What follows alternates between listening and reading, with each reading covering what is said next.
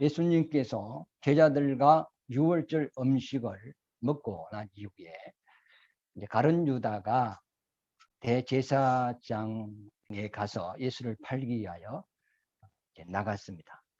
그래서 성경에 보면 가룟 유다가 나가니 밤이더라 이렇게 말씀을 했어요. 그러면 예수님과 11 제자가 남아 있습니다. 그때 예수님께서 기록되었으되 내가 목자를 치리니 양떼가 흩어지리라 하였느니라. 그러나 내가 사흘 후에 갈릴리에서 너희를 보리라 그랬어요. 그랬더니 베드로가 이 말을 듣더만 나는 절대로 주님을 버리지 않겠습니다. 이렇게 했습니다. 그랬더니 예수님께서 내가 너희에게 진실로 진실로 말하노니 오늘 밤 닭 울기 전에 3번 나를 부인하리라 이렇게 말씀하시죠. 그랬더니 이제 베드로도 더 강하게 나옵니다. 내가 주님과 함께 죽을지언정 결단코 주님을 떠나가지 않겠습니다. 그래서 오늘 본문 말씀에 보면 예수님은 성경에 이렇게 기록되었다. 그러므로 너희는 나를 버리고 떠나야 된다. 지금 우리가 모여 있으면 안 된다. 흩어져야 된다. 그래서 너희는 살아남아야 된다. 이 말을 이제 주님은 하고 있는 것이고 제자들은 아닙니다. 우리는 주님을 버릴 수가 없습니다. 주님과 함께 죽는 데까지 가겠습니다. 이제 제자들도 아주 강하게 우리가 주님을 버릴 수 없다. 이렇게 이제 말을 하는 것이 오늘 본문 말씀입니다. 대부분 이 본문 말씀을 가지고 베드로를 참 못된 사람으로 취급을 하는 경우가 있어요. 예수님 앞에 절대로 내가 주님을 버리지 않고 죽는 데까지 같이 가겠습니다. 이렇게 고백한 베드로가 어떤 목숨의 위협이 오니까 그만 예수를 나 모르겠다. 나 그분 모른다. 하면서 또 천황 계집종 앞에서 맹세코 나는 예수를 모른다. 이렇게 주님을 부인해버리고 배신해버렸단 말이죠. 그러므로 베드로가 뭐 가룟 유다하고 뭐 다른 것이 뭐 있느냐. 가룟 유다는 예수를 팔고 그게 나중에 양심에 찔림이 있어서 자살해 죽은 것이고 베드로는 닭이 울 때 그때 주님의 말씀이 생각나서 너무 마음이 아파서 해결을 했다. 그러니까 가룟 유다와 베드로의 다른 점은 해결을 하고 안 하고의 차이다. 그러면 베드로가 정말로 예수님과 함께 십자가에서 예수와 함께 죽었다면 그것은 하나님의 기록된 말씀에 맞지 않는단 말이죠. 이는 하나님 뜻도 아니고 베드로가 예수님과 함께 죽었다고 뭐 유익될 것이 있습니까? 아무것도 없거든요. 이건 개죽음이란 말이죠. 죽음의 의미가 없어요. 예수님이 제자들을 택하고 가르치고 양육한 목적은 이 제자들을 통하여서 앞으로 천하 만민에게 복음을 전해야 될 그 사역을 위하여 제자들을 택했고 가르치고 양육을 했단 말이죠. 그런데 지금 예수님이 십자가를 지고 올라가는데 제자들과 같이 막 붙잡혀서 떼죽음을 당하면 누가 복음을 전할 것입니까? 그래서 이 성경 예수님은 이미 그것을 아시고 기록되었어. 서가라 선지자가 이렇게 기록했다. 13장 7절 말씀에 그 예언이 되어 있거든요. 내가 목자를 치겠다. 하나님이 이제 목자를 친다는 것은 그 목자는 예수님을 이야기하지 않습니까? 예수님은 우리의 영혼의 목자다. 말이죠. 내가 목자를 치리니 그의 양떼가 흩어지리라. 그 양떼는 예수님의 제자들을 이야기하거든요. 그러니까 예수님이 이제 인류를 대신해서 붙잡혀가지고 십자가를 이렇게 지러 올라가신단 말이죠. 그때는 하나님이 이 목자를 치는 장면이단 말이죠. 그러면 이 제자들은 흩어져야 돼. 주님을 버리고 떠나야 된단 말이죠. 그런데 지금 제자들이 떠나지 않겠다 하고 이렇게 주장하는 거죠. 그러므로 오늘도 우리가 이제 성경을 하나님의 시각으로 보면 제자들은 예수를 버리고 떠나가야 됩니다. 그런데 이 베드로가 예수를 부인하고 또 예수를 배신했다고 해서 그게 정상입니다. 예수님도 오늘 닭 울기 전에 3번 너 부인할 것이다 예언까지 했어요. 나를 부인하고도 너 살아야 돼. 너 대죽음 당하면 안 돼. 너 지금 죽는 것은 무의미한 거야. 너가 앞으로 복음을 위해 목숨을 내놔야지. 지금 십자가를 지는 이 죽음은 너희들이 할 수 없고 내 홀로 감당해야 될 일이다. 그래서 주님은 제자들이 자꾸 흩어져야 된다는 것을 이야기하고 있습니다. 그런데 우리는 이 하나님의 기록된 말씀의 시각으로 보지 않고 베드로가 예수 부인하고 배신하고 예수를 떠났다고 해서 아주 나쁜 놈으로 취급하면 그런 성경에 맞지 않다고 생각합니다. 그러므로서 사람의 시각으로 성경을 보는 것하고 하나님의 시각으로 보는 것하고는 상당한 차이점이 있다는 것을 우리가 알 수가 있습니다. 이 성경은 예수님이 창세 전부터 사람이 죄를 범하면 사람의 죄를 지고 대신 죽기로 이미 예정이 되어 있었습니다. 사람이 타락을 안 했다면 예수님은 죽을 이유가 없죠. 그러나 만약에 사람이 잘못되었을 때는 그 죄를 죄 없는 자기 아들을 보내서 그 죄를 증가시켜서 대속죄물이 되게 하겠다. 그리고 죄인을 구원하겠다는 것이 창세 전에 사람을 짓기 전에 하늘과 천사를 짓기 전에 이미 하나님의 계획 속에 그것이 들어있는 것이다 말이에요. 그러므로서 이 성경이 기록된 것은 사람이 타락되었으므로 기록된 거예요. 이 성경의 이 내용이 구원의 역사거든요. 그러면 사람이 타락을 안 했다면 이 성경에 기록된 이유가 없는 거죠. 그래서 이 구약 성경은 인류를 구원하러 오실 예수 그리스도에 대한 예언입니다. 우리가 구약에 보면 제사법이 있습니다. 그 제사법은 예수님이 어떻게 죽을 것인가를 자세하게 설명해 놓은 것이 그 제사법이거든요. 그 다음에 구약에 보면 절기가 있습니다. 이 절기는 하나님의 아들이 자기 본체를 벗어놓고 사람의 몸을 입고 이 세상에 왔을 때 그분이 이 땅에서 해야 될 그 일, 주님의 계절, 또 주님의 일생, 이것을 보여주는 것이 이제 절기입니다. 그래서 유월절은 예수님 십자가에서 죽는 것이거든요. 이 죄를 대속하는 거다. 구약에 보면 6월절 날 어린 양의 피를 문술주에 바르니까 죽음이 넘어갔지 않습니까? 이와 마찬가지로 예수님이 십자가에서 피를 흘림으로써 그 피의 공로로 말미암아 사망이 우리에게서 넘어가는 거란 말이죠. 그러니까 이 6월절은 예수님의 십자가 피 흘리고 죽음에 대한 이야기입니다. 그러나 예수님이 죽었다 3일 만에 부활하시죠. 그 부활하신 것을 초실절이라 그래요. 그 초실절은 첫열매라는 거예요. 부활의 첫열매. 창세 이후로 부활한 자가 하나도 없어요. 부활의 첫열매는 죄 없는 예수님이 부활의 첫열매다. 그래서 그 주님이 부활하셔서 이 땅에서 부활한 몸을 제자들에게 40일 동안 이렇게 여러 번 보여줍니다.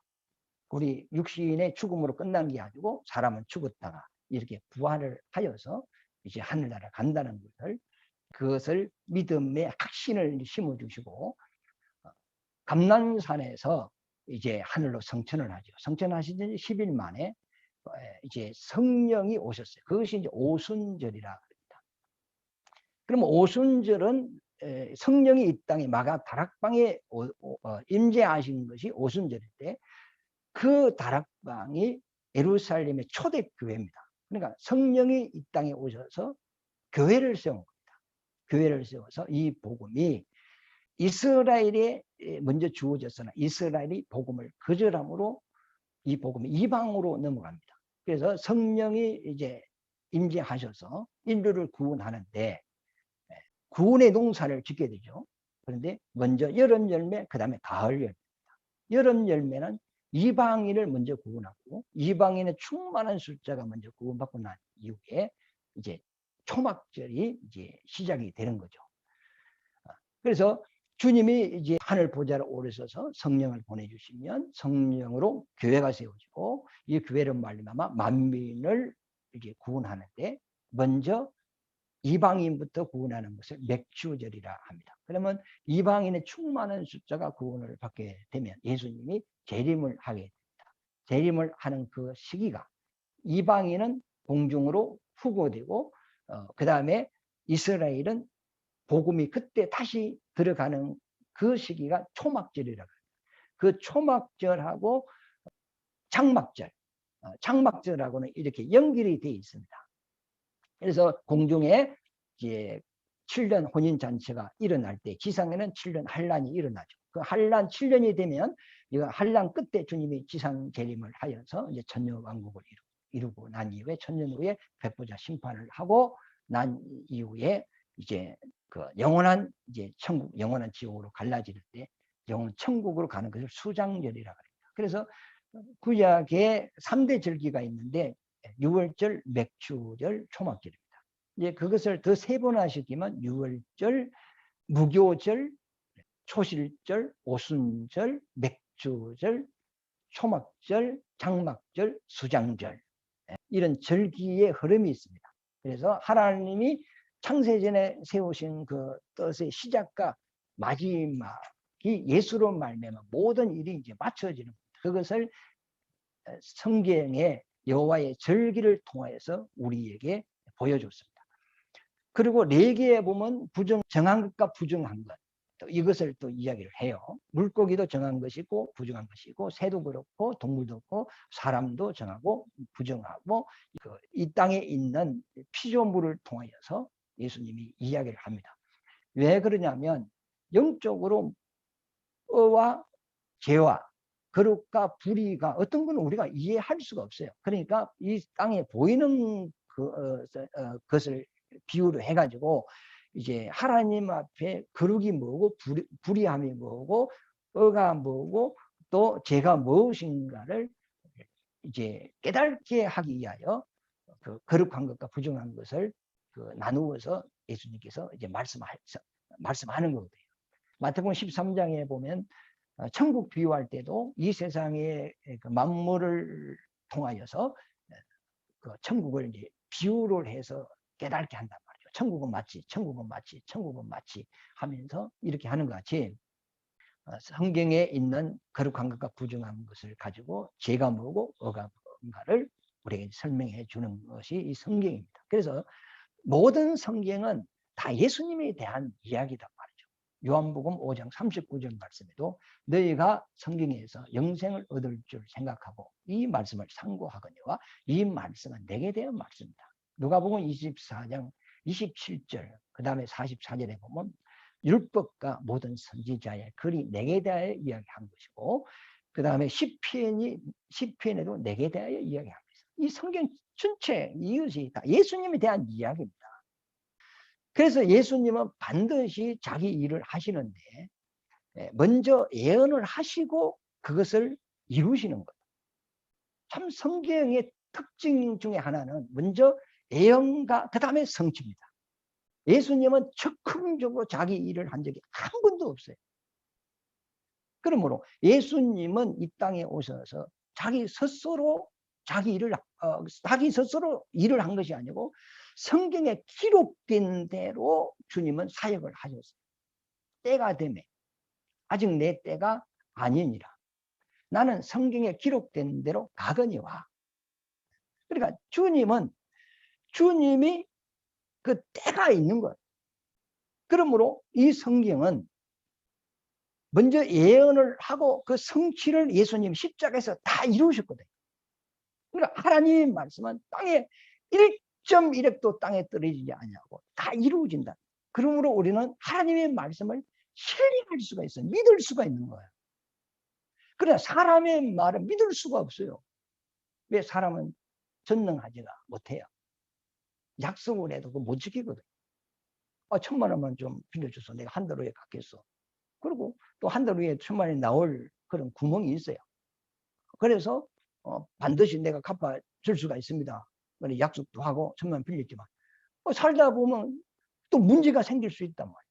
그러니까 약속을 못 지키는 거죠. 사람들이 하는 말이 사람이 거짓말을 하나 돈이 거짓말을 하지 이런 핑계를 대기는 하지만 사람은 약속을 해도 그걸 못 지켜요. 그러니까 사람을 믿지 말라는 거예요. 세상을 믿지 말라는 거죠. 결혼하기 전에는 내가 막 당신을 사랑하고 막 평생 당신을 위하여 내가 헌신하고 막 섬기고 이렇게 함께 삽시다 약속을 하지만 이게 뭐 살다가 5년도 안 돼서 미워하고 다투고 뭐 난리지 않습니까? 그러니까 사람의 말은 믿을 수가 없단 말이에요. 그러나 하나님의 말씀은 우리가 믿을 수 있는 것은 그분은 전지전능하신 분입니다. 그분이 한번 하신 말씀은 반드시 이루어지기 때문에 우리가 그걸 신뢰할 수가 있는 거예요. 구약에 예수님에 대하여 예언한 그 내용들이 35,650가지라니까 엄청나죠. 그걸 예수님이 십자가 운명하실 때 다 이루었다.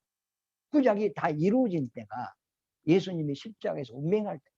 구약이 어느 때까지냐? 예수님이 운명 때까지. 그러나 예수님이 죽은 지 3일 만에 부활하신 그때부터 신약이 들어가거든요. 이와 마찬가지로 이 성경은 아주 그만 즉흥적으로 하나님이 일하는 것이 아니고 반드시 예언하시고 성취하신다. 예수님이 이 땅에 오실 때 유다 지파를 통하여 온다. 그렇게 예언되어 있어요. 그 다음에 여인을 통하여 출생을 한다.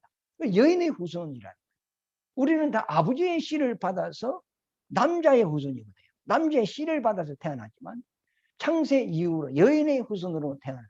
아비 없이 여인이 씨를 받지 않고 하나님의 생명이 성령으로 잉태되어 태어나신 분은 예수 한 분밖에 없거든요. 그러므로 그분은 죄가 없어요. 만약에 사람의 씨를 받고 태어났다면 죄가 유전자이기 때문에 죄인으로 출생되지만 하나님의 씨가 잉태되어 마리아에게 잉태되어서 출생했기 때문에 예수님은 죄 없는 분입니다. 그 다음에 그분은 베들레헴에서 이제 탄생할 것이고 그 다음에 애굽으로 갔다가 그 다음에 나사렛 갈릴리로 갔다가 그 다음에 그분이 성령 받고 공생애가 시작되고 거기서 구약 성경에 다 기록되어 있어요. 그리고 구약에 막 나타난 그 능력들을 예수님의 공생을 통해서 다 행한다는 거예요. 그리고 율법을 받은 자기 백성의 손에 의하여 팔리고 그리고 예수를 죽이는 자들은 이방인이 죽일 것이다. 이것도 성경에 기록되어 있다. 그리고 죽은 자 가운데 3일 만에 부활할 것이고 그 다음에 하늘 보좌에 앉을 것이고 다시 오실 것이고 그리고 이 성경이 그게 다 기록되어 있어요. 주님은 지금 그 길을 걸어가시는데 성경에 예언된 대로 자기에 대해 기록된 대로 지금 걸어가고 있는 거예요. 지금은 예수님이 십자가를 질 때단 말이죠. 그 기록된 말씀을 제자들에게 주님은 말씀을 하시는데 자 우리 31절 읽어보겠습니다. 그때에 예수께서 제자들에게 이르시되 오늘 밤에 너희가 다 나를 버리리라. 예수를 버린다 이 말이죠. 그러면서 기록된 바 구약의 이제 스가랴서 13장 7절 말씀에 선지자가 기록한 말씀을 들고 이야기합니다. 내가 누구죠? 하나님이죠. 목자를 치리니 목자는 예수님 아닙니까? 치리니 양떼가 흩어지리라. 양떼는 제자들입니다. 흩어지리라 하였느니라. 그러나 내가 살아난 후에 너희보다 먼저 갈릴리로 가리라. 그래 예수님께서 지금 다른 유다가 군인들을 데리고 지금 예수를 잡으러 온단 말이에요. 예수님은 그걸 알고 있어요. 그러면 지금 예수님과 제자들과 같이 있으면 다 잡혀 떼거리로 죽는 거예요. 그러니까 이 성경에 이를 기록되었다. 그러므로 너희는 나를 버리고 떠나라. 흩어져라. 이것이 하나님의 뜻이다. 이것이 성경에 기록된 내용이다. 지금 우리는 성경을 이루어야 한다. 나를 떠나가라. 이렇게 예수님의 제자들에게 지금 말씀을 하고 있는 거예요. 그런데 이 제자들은 이 유대인들이기 때문에 이 성경을 알고 있어요. 그런데 그 스가랴 선지자가 예언한 것이 기억이 안 나는 거예요. 그게 자기에게 믿음이 안 돼 있어요. 이렇게 예수님이 말씀하셨는데도 기록된 말씀을 들고 그들에게 말씀하셨는데도 베드로는 나는 주를 부를 수가 없습니다. 주님과 함께 가겠습니다. 어리가 있죠. 당연히 인간적인 생각으로는 선생님이 죽으러 간다는데 같이 죽어야지. 선생을 어떻게 버릴 수 있겠어요? 그러나 이 제자들은 인간적인 생각, 인간의 감정, 인간의 의리, 이걸 가지고 예수님 앞에 우리는 떠나갈 수 없겠다 이야기합니다. 그러니까 예수님께서 오늘 닭 울기 전에 너 3번 나를 부인할 것이다. 바로 예언까지 하는 거예요. 반드시 너는 나를 버려야 된다. 나를 떠나가야 된다. 나를 부인해야 된다. 이게 기록된 성경이다. 이게 하나님의 뜻이다. 지금은 너희가 나를 버려야 돼. 그러니까 이 제자들이 하는 말이 나는 주와 함께 죽겠습니다. 이렇게 이야기하거든요. 그러니까 주님이 얼마나 답답하겠어요. 지금 가룟 유다 하나가, 가룟 유다도 예수님의 택함받은 제자다. 그래 사탄의 유혹을 받아서 지금 예수님을 잘못 팔았어요. 그리고 자살해 죽었어요. 엿들 중에 하나를 주님을 잃어버렸어요. 얼마나 마음이 아프겠어요. 그래서 성찬식을 할 때 내가 떡을 떼주는 그가 나를 팔리라. 제자들이 전부 다 뭐 앞에 거룩이 있으니까 거룩에 손 안 넣는 사람이 어디 있어요? 그러니까 다른 제자들이 나는 아니지요. 나는 아니지요. 나는 아니지요. 했을 때 예수님께서 아무 말씀 안 하셨어요. 그러니까 가룟 유다 나는 아니지요. 예수께서 너가 말하였느냐. 차라리 그는 태어나지 않는 것이 자기에게 좋을 뿐 알았느니라. 이렇게 말을 해줘도 가룟 유다는 그걸 못 깨달았어요. 우리가 독사한테 딱 물리면 그 독이 몸에 퍼지게 됩니다. 그때 되면 정신이 막 혼미 상태가 오고 어지러워져요. 근데 사탄에게 한번 딱 물리면 사람이 시험 들거든요. 그렇게 마음이 참 따뜻한 사람도 딱 이게 한번 틀려버리면 마음을 안 열거든요. 근데 가룟 유다가 사탄에게 딱 유혹을 받으니까 예수님이 그렇게 너가 지금 하는 거 잘못되고 있어. 돌이키라, 회개하라. 그렇게 하면 안 돼. 하면 직접적으로 지적을 해줘도 이걸 못 깨닫는다. 그래서 가룟 유다가 하나를 잃어버렸어요. 그래서 이 다음 내용 보면 내가 고민이 많고 매우 슬프다 그랬어요. 주님이 십자가 지른 그 고통 생각하면서 슬픈 것이 아니단 말이에요. 지금 가룟 유다 하나를 잃어버린 거예요. 그런데 지금 11명이 남아있는데 이들이 잘못되면 안 돼요. 지금은 이들이 다 흩어져야 돼요. 다 떠나가야 돼요. 잘못하면 떼죽음을 당한단 말이에요. 그래서 예수님이 자기를 잡으러 온 군인에게 하는 말이에요. 누구를 찾느냐 했어요. 그러니까 그 군인들이 막 그대로 무릎을 꿇고 막 나자빠진단 말이에요. 그리고 난 이후에 군인들이 일어났을 때 누구를 찾느냐 다시 할 때 나사렛 예수다. 그러면 이 사람들을 가는 것을 용납하라. 자, 요한복음 18장을 한번 펴보세요. 4절에서 9절. 4절에서 읽어보겠습니다. 예수께서 그 당한 일을 다 아시고 나아가 이르시되 너희가 누구를 찾느냐 대답하되 나사렛 예수라 하거늘 이르시되 내가 그니라 하시니라.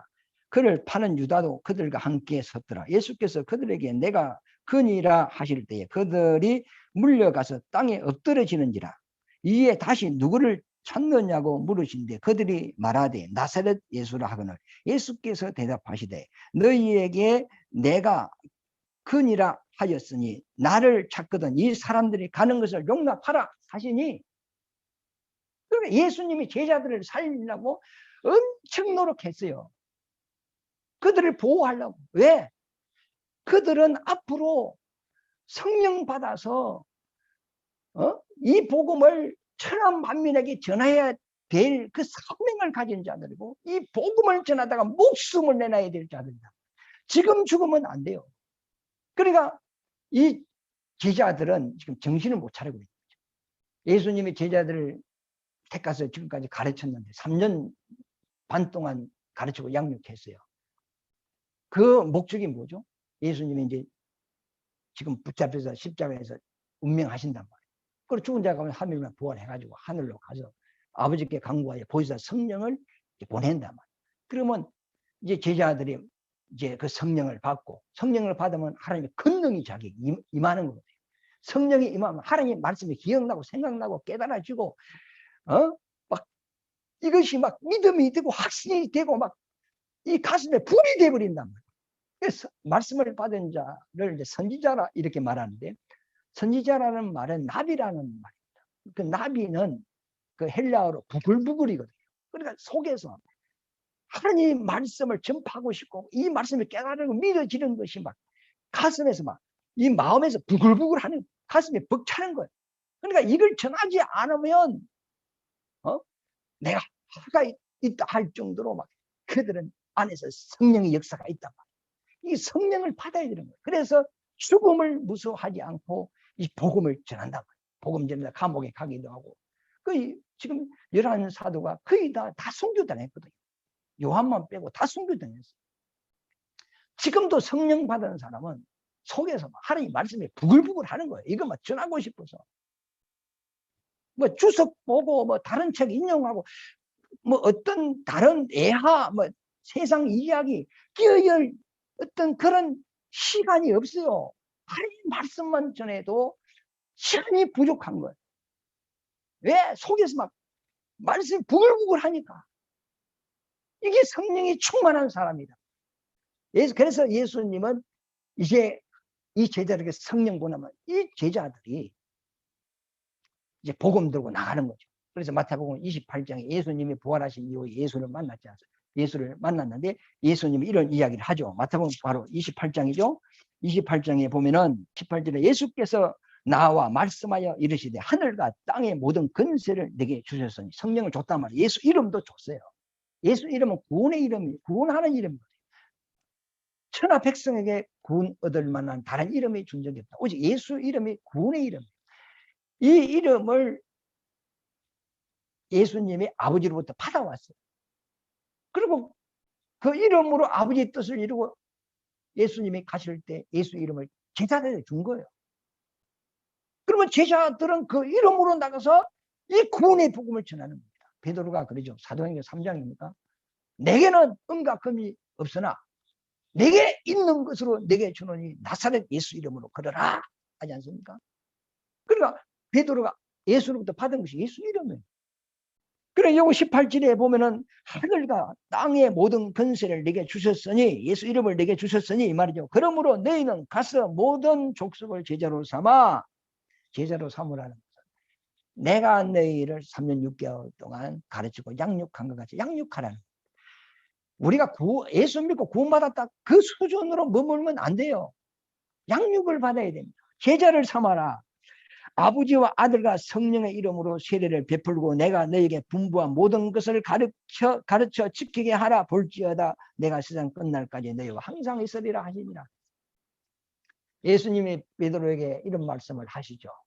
너가 젊어서는 너 스스로 다니거니와 그러나 이후에는 성령이 너를 띠를 띄우고 너가 원치 않는 것을 끌고 간다는 거예요.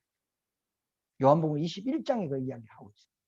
그래서 이 베드로는 지금 예수님이 잡혀간다니까 인간적인 어리로 감정으로 이런 그 인간의 생각으로 막 주님과 같이 죽는데도 가겠다, 막 같이 죽겠다, 막 이렇게 하는 거. 이것은 하나님의 뜻과 상관없는 말이거든요. 이거는 기록된 말씀과 반대되는 이야기입니다. 그러나 막 지금 제 마음대로 막 말을 하고 막 하는 거예요. 그러나 이제 성령이 임하고 난 이후에는 성령이 베드로를 끌고 가는 거예요.